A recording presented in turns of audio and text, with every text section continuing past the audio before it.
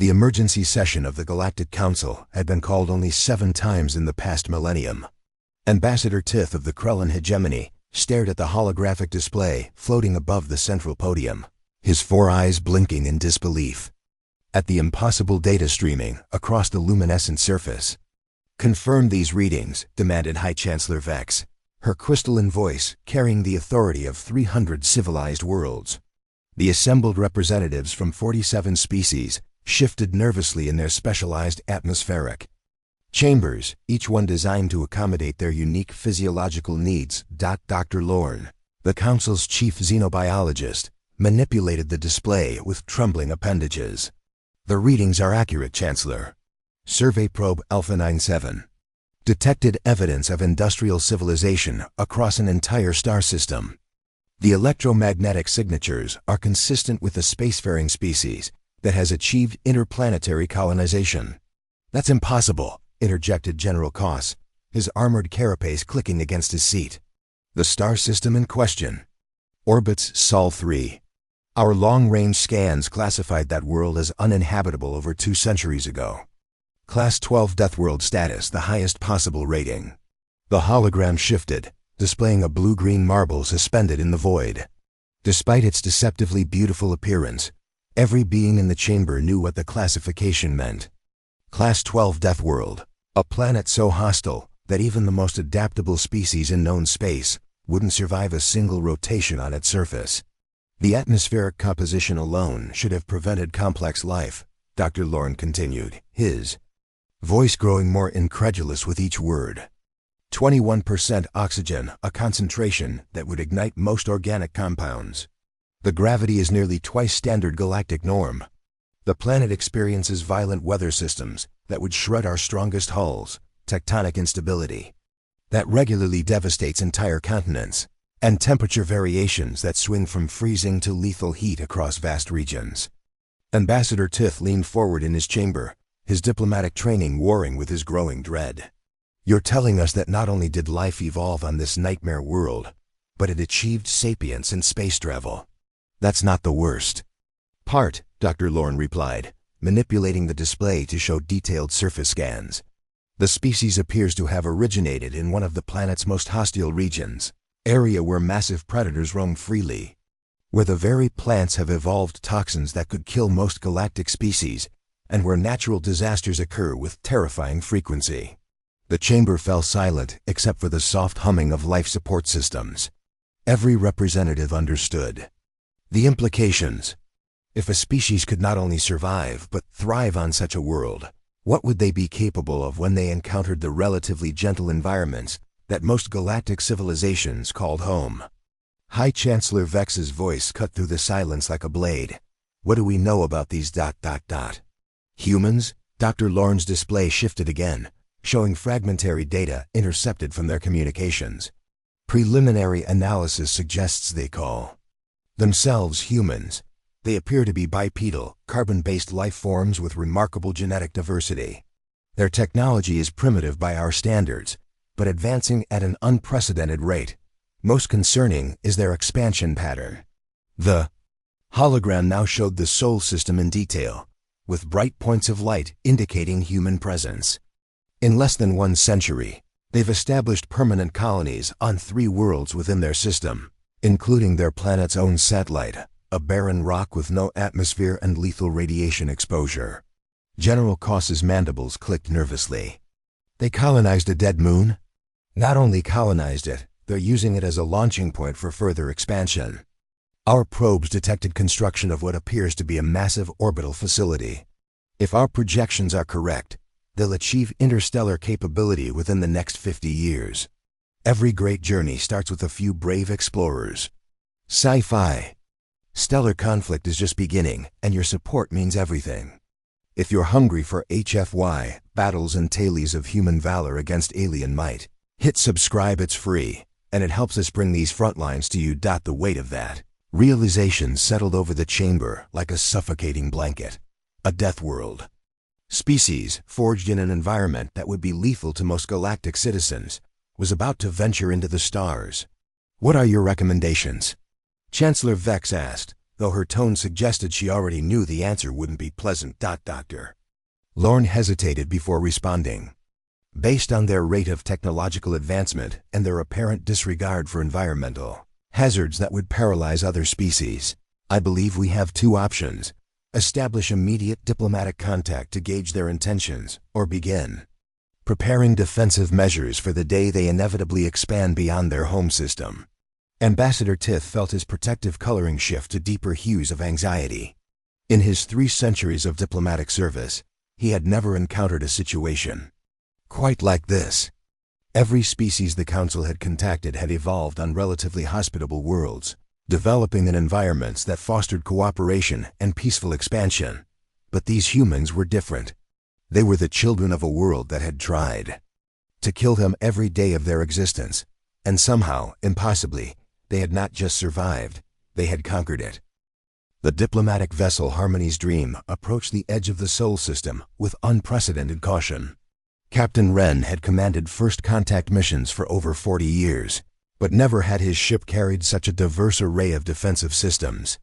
Alongside the traditional diplomatic equipment, reading multiple energy signatures throughout the system, reported sensor technician Vic, her tentacles dancing across the control interface.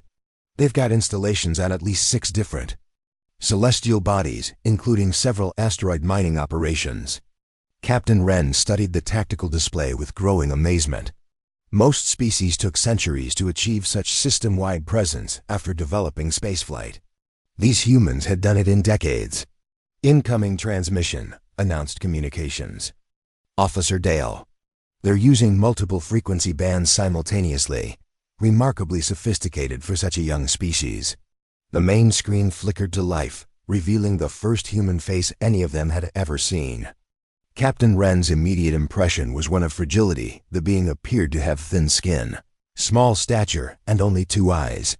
Yet something in those eyes made him unconsciously straighten in his command chair. "Welcome to the Sol system," the human said in surprisingly clear galactic standard. "I'm Captain Blake of the United Earth Defense Force. We've been monitoring your approach for the past 6 hours. 6 hours." Captain Wren exchanged glances with his crew. Their stealth system should have made detection impossible until they reached the outer planets. "Greetings, Captain Blake," Wren replied, activating the translation protocol despite the human's linguistic capability. "I am Captain Wren of the Galactic Council vessel Harmony's Dream. We come seeking peaceful contact with your species."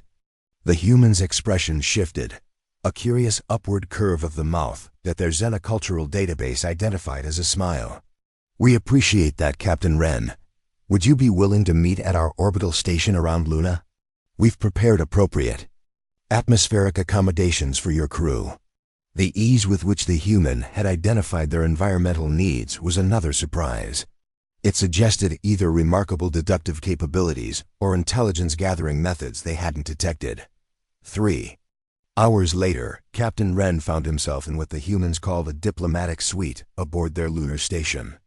The facility was a marvel of engineering, carved directly into the moon's surface and pressurized with multiple atmospheric zones to accommodate different species, despite the fact that this was supposedly their first contact with galactic civilization.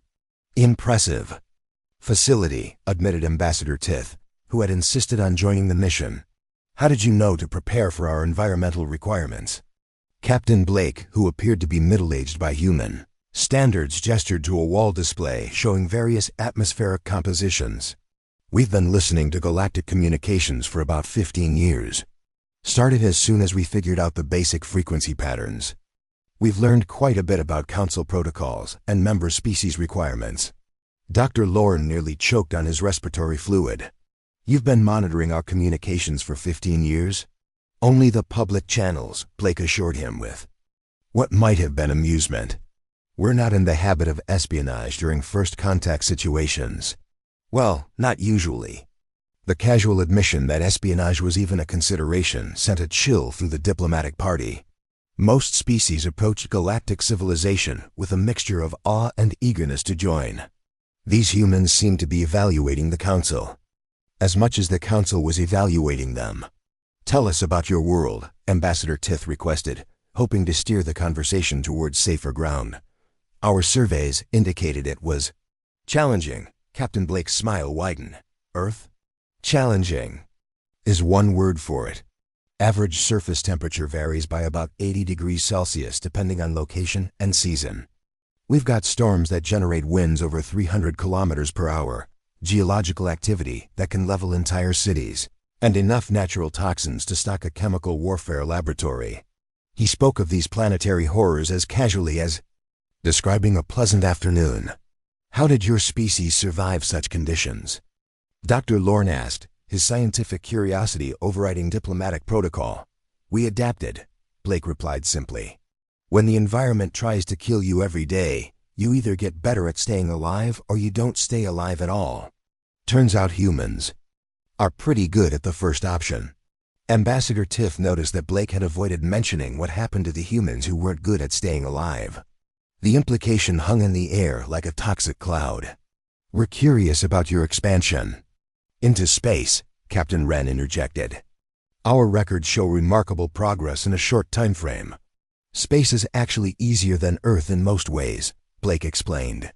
At least in space, you know what's trying to kill you: radiation, vacuum, temperature extremes.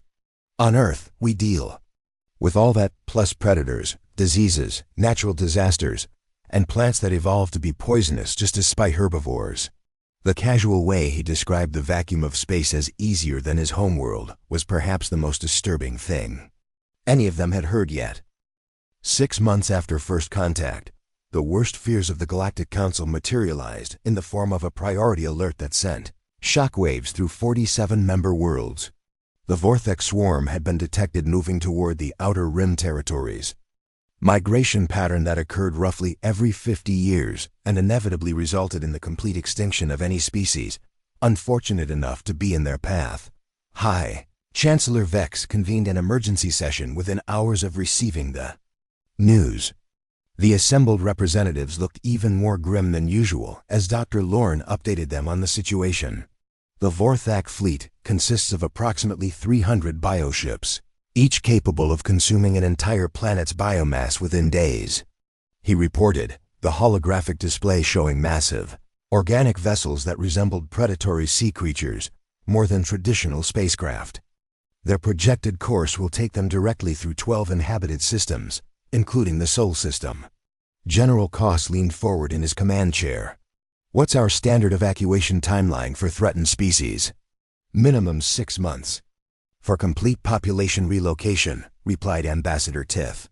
But we've never attempted evacuation of an entire Deathworld species. The logistics alone, ... are irrelevant, interrupted Chancellor Vex. We cannot evacuate 8 billion humans from their homeworld and associated colonies in the time remaining.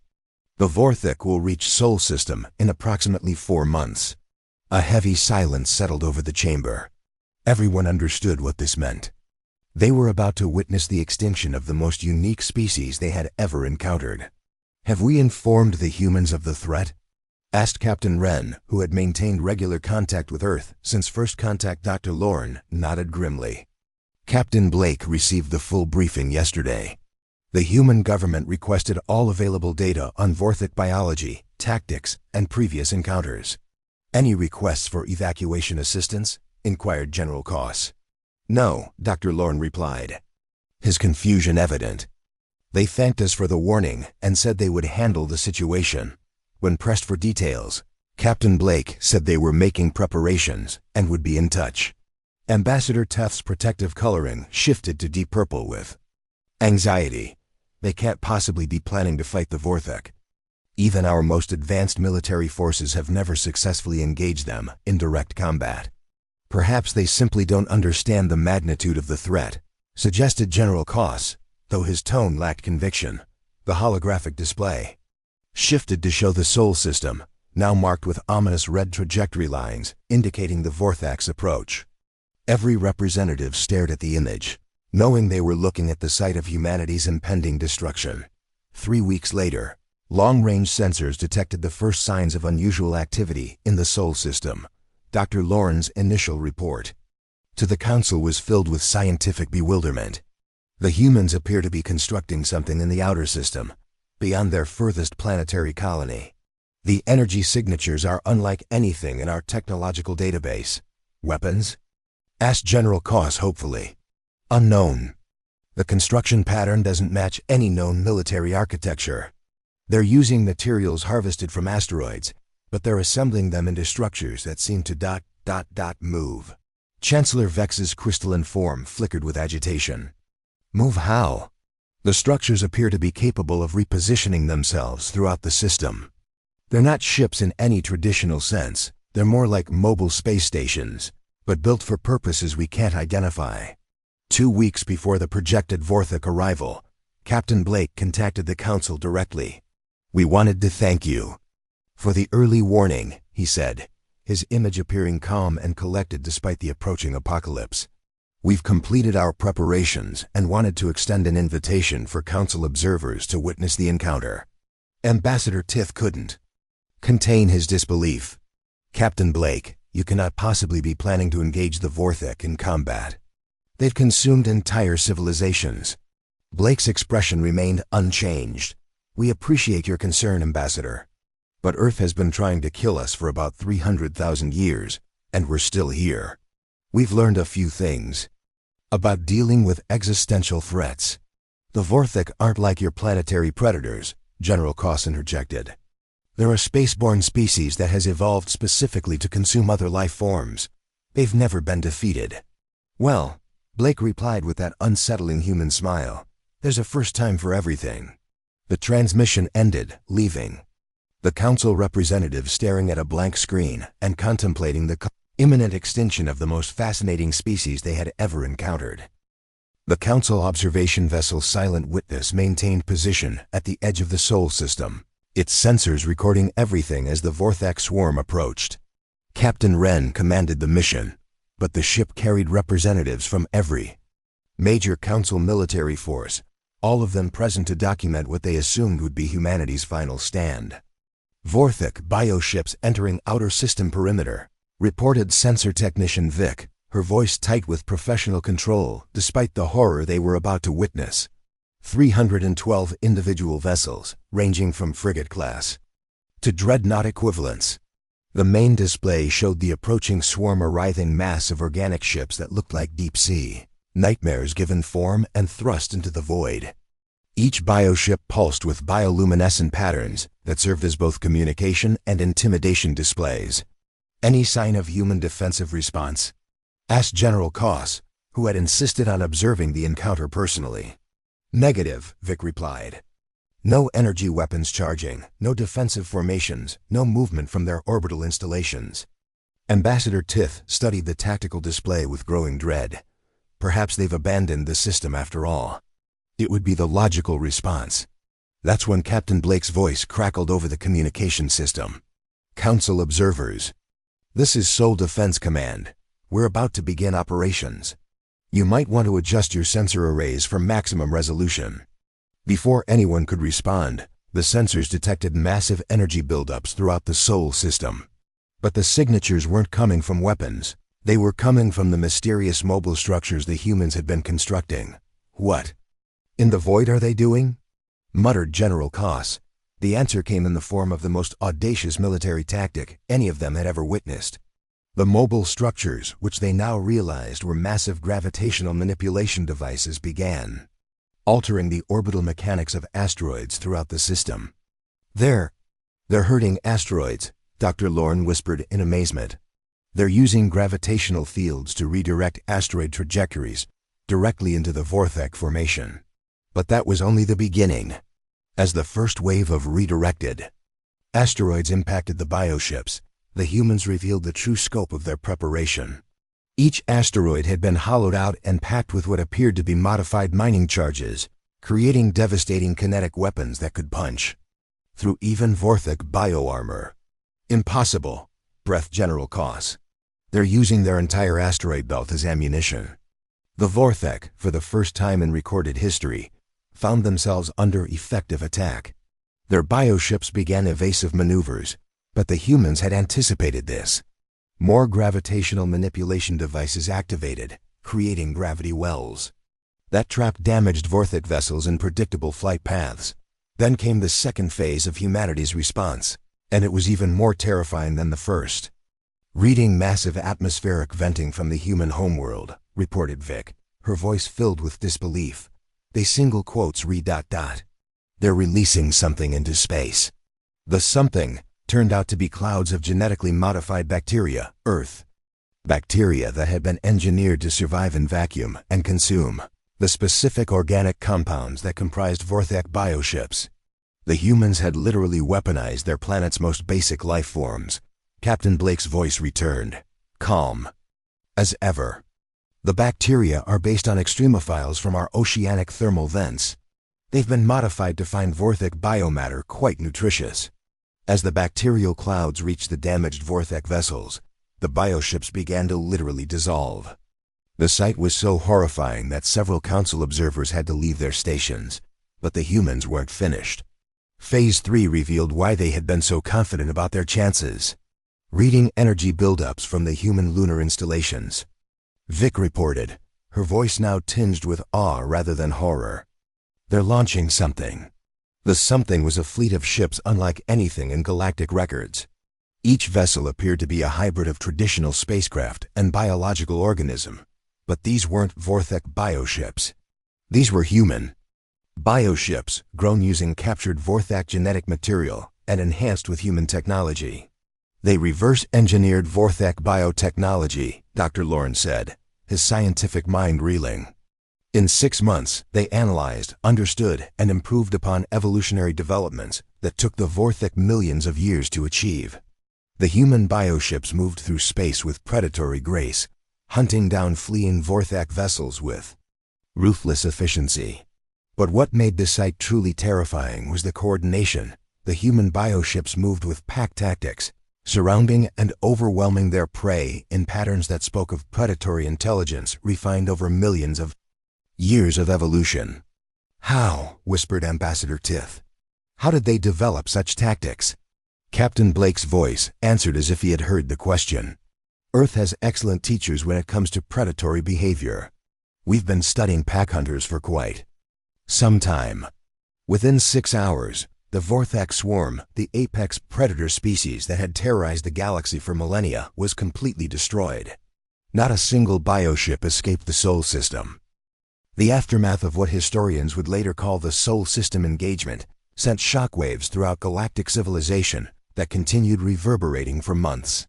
Emergency sessions of the Galactic Council became routine as species after species demanded answers about how a supposedly primitive Deathworld civilization had accomplished what the combined military might of 47 worlds had never even attempted. High Chancellor Vex faced the most challenging political crisis of her career as she addressed the packed assembly chamber. Representatives from every corner of known space had gathered, and the atmosphere crackled with tension, fear, and barely contained panic. "The facts are undeniable," she announced, her crystalline voice carrying across the vast chamber. "The human species has demonstrated military capabilities that exceed our most optimistic projections by several orders of magnitude. They have not only survived contact with the Vorthak swarm, but achieved total victory with 0 casualties to their own forces." Murmurs of disbelief rippled through the assembled delegates.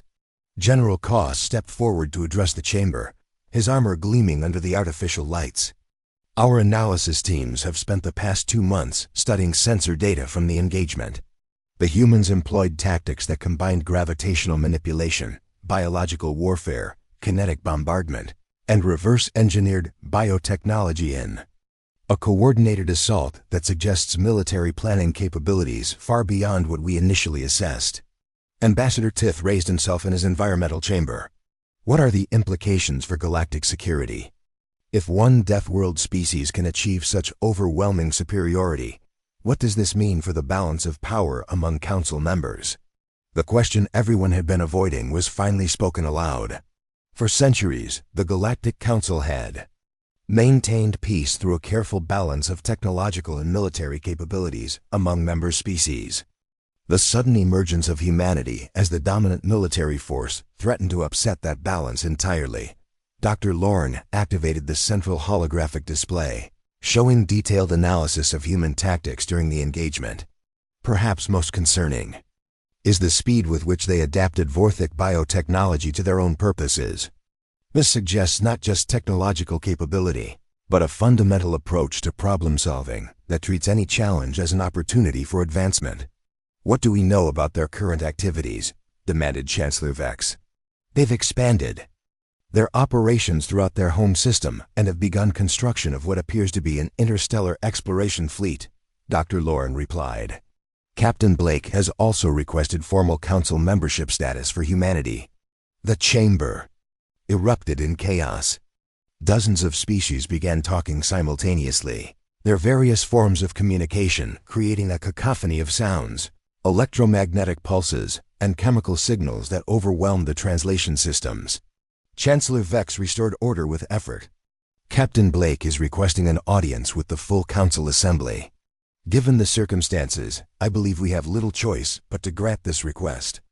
3 days later, Captain Blake arrived at council headquarters aboard a ship that defied every expectation the assembled delegates had formed about human technology. The vessel appeared to be grown rather than constructed, its biomechanical hull shifting and adapting as it approached the station's docking bays. Blake entered the assembly chamber wearing what appeared to be a simple uniform, but sensor readings indicated the fabric contained technological elements beyond current galactic understanding. He moved with casual confidence, seemingly unimpressed by the gathered representatives of 47 civilizations. "Honored delegates," he began, speaking in perfect galactic standard, "I come before you today not as a supplicant requesting admission to your council, but as a representative of humanity offering partnership."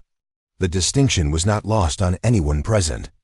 Blake was not asking to join their civilization. He was suggesting that galactic civilization needed humanity more than humanity needed them. "Our analysis of galactic history suggests that the Council has faced numerous existential threats over the past millennium," Blake continued. "The Vorthic were merely the most recent. Our models indicate that approximately every 200 years, something emerges from deep space that threatens the stability of civilized worlds." Chancellor Vex leaned forward.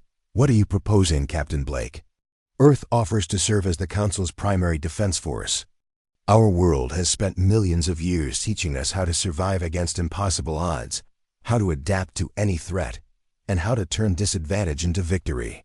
These are skills that civilized worlds, developing in more hospitable environments, have never needed to learn." The implications were staggering. Blake was offering to make humanity the military protector of galactic civilization, but the subtext was clear. They would be the protector because they were the apex predator. "And in exchange?" asked Ambassador Tith, though he suspected he already knew the answer.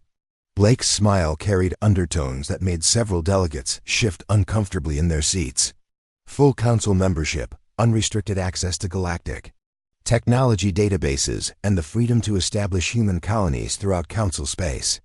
You're asking us to voluntarily accept human expansion across our territories," General Koss observed. "I'm informing you that human expansion will occur regardless," Blake corrected gently. "The question is whether it happens as allies working together for mutual benefit, or as competitors struggling for resources." The chamber fell silent as the full weight of humanity's position became clear. They possessed superior military technology, demonstrated capability against existential threats, and the confidence of a species that had never encountered a challenge they couldn't overcome. Chancellor Vex spoke for the entire assembly. "What assurances can you offer that humanity will not become the very threat we seek protection from?" Blake's expression grew thoughtful. "Earth taught us that the strongest predator isn't the one that kills everything else. It's the one that maintains the ecosystem that supports all life. Humanity learned long ago that our survival depends on the health of our environment, including the other species that share it." He paused, allowing that concept to settle. "Besides," he added with characteristic human humor, "managing galactic civilization sounds like far too much paperwork. We prefer exploring new worlds and solving impossible problems." The vote, when it came, was unanimous. Humanity joined the Galactic Council not as junior members seeking guidance, but as the species other civilizations turned to when the universe revealed its next impossible challenge. And in the depths of space, beyond the reach of current sensors, Ancient threats that had slumbered for millennia began to stir, drawn by the energy signatures of a galaxy that had suddenly become far more interesting.